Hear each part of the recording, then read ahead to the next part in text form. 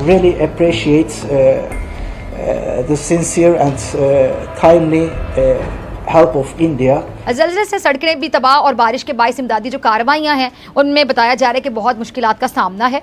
Dost helps each other. Pakistan ने air space नहीं दी भारत को जब वो जाना चाह रहे थे टर्की, अपना जो रेस्क्यू टीम वहां पहुंचाना चाह रहे थे और सामान लेके जाना चाह रहे थे, तो उसके लिए भारत को जो है पाकिस्तान ने एयर स्पेस नहीं दी। तो बड़े अफसोस की बात है, ऐसा नहीं होना चाहिए था, क्योंकि इस वक्त मुश्किल घड़ी में भारत जो है वो मदद करना चाह रहा है और कर रहे हैं। तो उसमें टर्की की, तो उसमें पाकिस्तान को भी मदद करनी चाहिए थी। कोई इस तरह की स्टेटमेंट बाहर नहीं आई कि पाकिस्तान ने ऐलान किया हो कि तुर्की की हेल्प के लिए हम इतने पैसे इतनी कोई चीजें बेच रहे हैं। लेकिन इसके बरक्स हिंदू, जिसको हम कहते हैं कि ये इस्लाम के दुश्मन, मुसलमान के दुश्मन, मुसलमान मुल्कों के दुश्मन है, उन्होंने ऐलान किया, गाइस इंडिया ने ऐलान किया है 2 टीमें को भेज दिया है। इसके अलावा भी और भी इमदाद की जरूरत हो तो नरेंद्र मोदी की हुकूमत ने कहा कि आप हमसे हेल्प मांगे, हम आपको हेल्प प्रोवाइड करने के लिए तैयार है। क्योंकि हम पहले भी देख चुके हैं कि जब अफगानिस्तान की बारी थी और अफगानिस्तान के लिए सामान भारत भेजना चाह रहा था, तब भी पाकिस्तान की तरफ से कोई खास मदद नहीं की गई। हमारे रिजर्व $3 अरब से भी नीचे आ चुके हैं। हमें ये नहीं पता कि 11 दिन बाद हमें पेट्रोल मिलेगा या नहीं मिलेगा। हमारे अपने पल्ले कुछ नहीं, हमने किसी को क्या, हम तो पहले भीख मांग रहे हैं। इंडिया में इतनी कैपेसिटी है और वो काफी इस सिलसिले में काम करता है।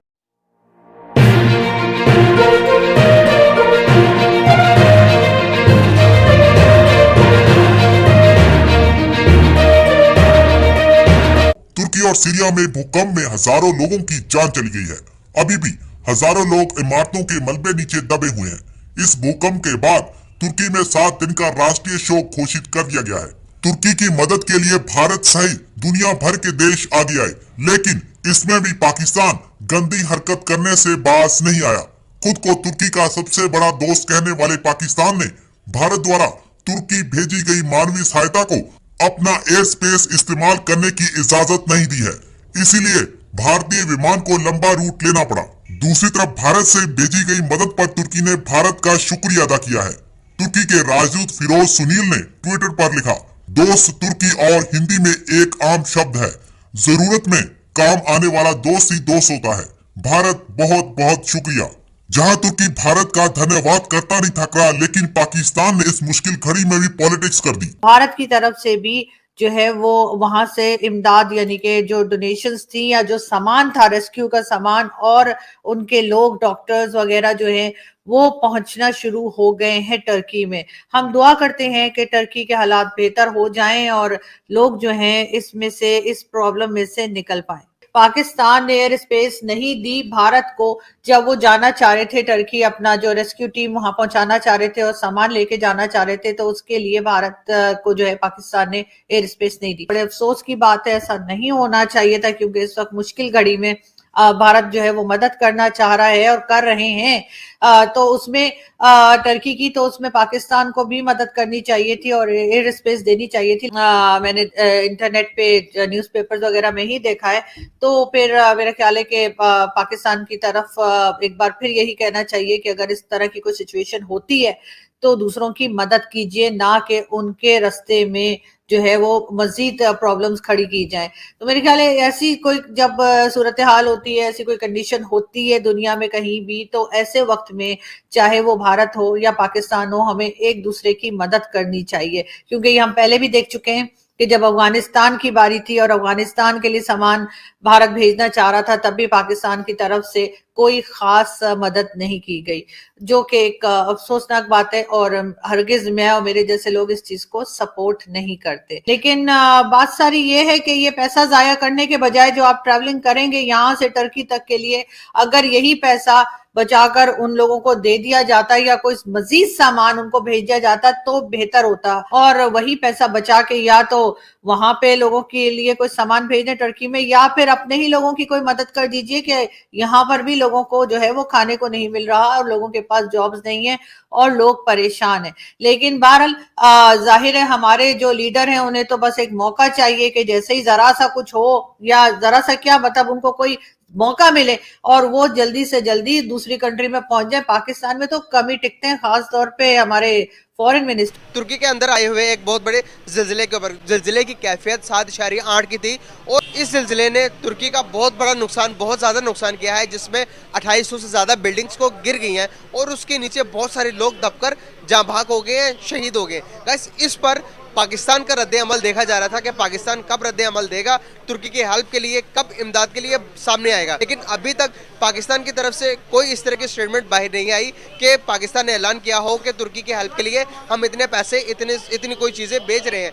लेकिन इसके बरक्स हिंदू, जिसको हम कहते हैं कि ये इस्लाम के दुश्मन, मुसलमान के दुश्मन, मुसलमान मुल्कों के दुश्मन है, उन्होंने ऐलान किया। गाइस, इंडिया ने ऐलान किया है, 2 टीमें को भेज दिया है। इसके अलावा भी और भी इमदाद की ज़रूरत हो तो नरेंद्र मोदी की हुकूमत ने कहा कि आप हमसे हेल्प मांगे, हम आपको हेल्प प्रोवाइड करने के लिए तैयार है। तो पाकिस्तानी पब्लिक के पास जाऊंगा, इस बात में कितनी सच्चाई है और हम क्या कर रहे हैं और इंडिया क्या कर रहा है इस बारे में। आपको पता है तुर्की के अंदर ज़िलज़ला है सर, उस ज़िलज़ले के अंदर तकरीबन 2800 इमारतें तबाह हो चुकी हैं, उसके ज़बत में उस इमारतों के अंदर लोग भी फंसे हुए हैं।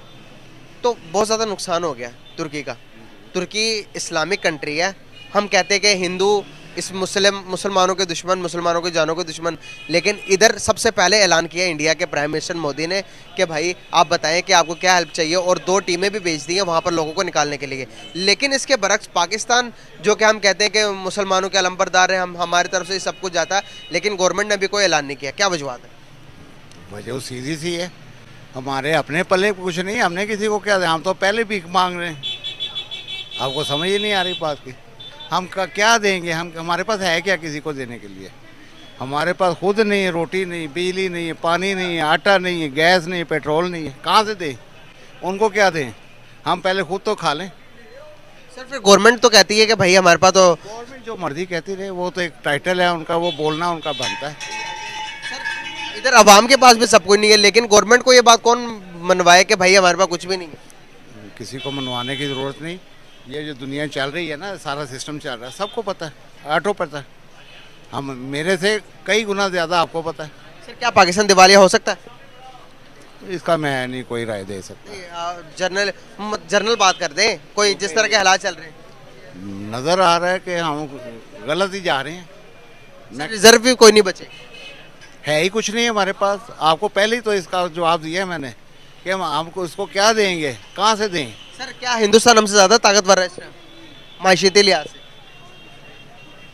इंडिया दुनिया की 5वीं बड़ी मैशत बन गई। बड़ी है वो, आप उसको देखें, हमारे साथ 10 टाइम ज़्यादा है वो, मैशियत भी उसकी ज़्यादा, आबादी भी ज़्यादा, रकबा भी ज़्यादा उसका।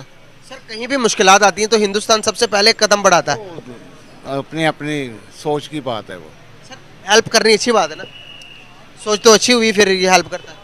बेटा, आप बात समझने की कोशिश करें। जी जी बताइए। वो जो अफोर्ड कर सकता है वो कर लेता है, हमारे पास तो अपनी लड़ाइयाँ नहीं ख़त्म हो रही। कब ख़त्म करेंगे? ये नहीं होनी, नहीं होंगी। तो फिर मुल्क का क्या होगा? अल्लाह हाफिज़। अल्लाह हाफिज़।